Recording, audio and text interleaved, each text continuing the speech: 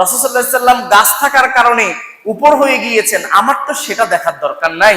রাসূল সাল্লাল্লাহু আলাইহি ওয়াসাল্লাম এখান থেকে উপর হয়ে গিয়েছেন, আমার সেটা দেখার দরকার।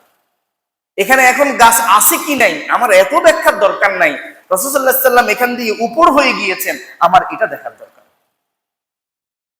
সাহাবায়ে কেরাম রাদিয়াল্লাহু আনহুম সুন্নাতকে এইভাবে মানতেন, হককে এইভাবে মানতেন, সত্যকে এইভাবে মানতেন, ন্যায়কে এইভাবে মানতেন। আমাদের মতো স্বার্থের জন্য মানতেন না। আব্দুল্লাহ ইবনে উমর রাদিয়াল্লাহু তাআলা আনহু যখন বয়োবৃদ্ধ হয়ে গেলেন, তিনি একজন ব্যক্তির সাথে এক জায়গা দূরের একটা জায়গায় সফর করলেন। ওই ব্যক্তিকে তিনি বললেন, ভাই যখন ওই জায়গা আসবে তুমি একটু আমাকে স্মরণ করে দিবা। ওই সাথের ভাই ওই নির্দিষ্ট জায়গা আসার পরে তাকে স্মরণ করে দিলেন, আব্দুল্লাহ ইবনে উমর আমরা তো অমুক জায়গায় চলে আসছি। আব্দুল্লাহ ইবনে উমর রাদিয়াল্লাহু তাআলা আনহু সেই জায়গায় গিয়ে তিনি একটু উপর হয়ে হাঁটতেছেন, একটু উপর হয়ে হাঁটতেছেন। ওই ব্যক্তি জিজ্ঞাসা করলো, আপনি উপর হয়ে হাঁটতেছেন কেন?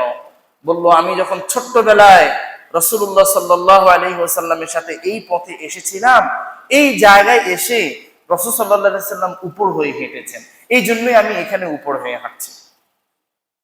সাথের ওই ব্যক্তি এলাকায় খোঁজ খবর নিল, ঘটনা কি, রাসূলুল্লাহ সাল্লাল্লাহু আলাইহি ওয়াসাল্লাম এই জায়গায় উপর হয়ে কেন হেঁটেছেন? তখন খবর আসলো যে এই জায়গায় তখন একটা গাছ রাস্তার মধ্যে পড়েছিল, একটা গাছ রাস্তার মধ্যে পড়েছিল, এই জন্য স্বাভাবিকভাবে যেতে পারছিল না।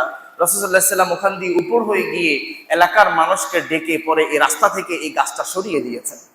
আব্দুল্লাহ ইবনে উমরকে জিজ্ঞাসা করা হলো, তখন তো রাস্তার মধ্যে গাছ পড়েছিল, এই জন্য রাসূল সাল্লাল্লাহু আলাইহি ওয়াসাল্লাম একটু উপর হয়ে হেঁটে গিয়েছেন, এখন তো আর গাছ নাই, এখন সোজা হয়ে হেঁটে গেলে সমস্যা কি?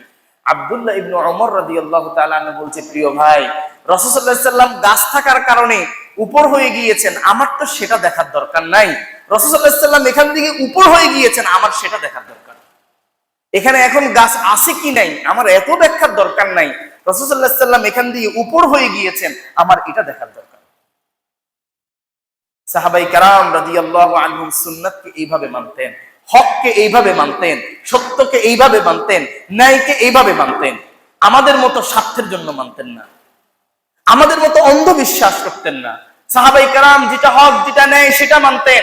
রাসূলুল্লাহ সাল্লাল্লাহু আলাইহি ওয়াসাল্লাম যেভাবে বলেছেন, যেভাবে করেছেন, যেভাবে দেখিয়েছেন সেইভাবে।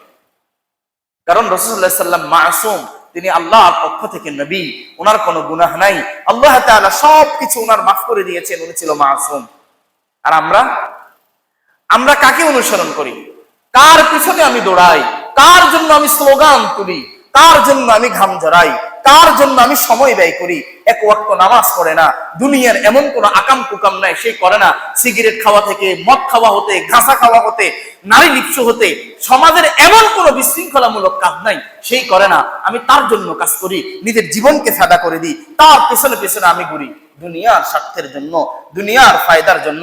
সাহাবায়ে কেরাম রাদিয়াল্লাহু আনহুম এমন করতেন না, আল্লাহর সন্তুষ্টির জন্য রাসূলুল্লাহ সাল্লাল্লাহু আলাইহি ওয়াসাল্লামের সুন্নাত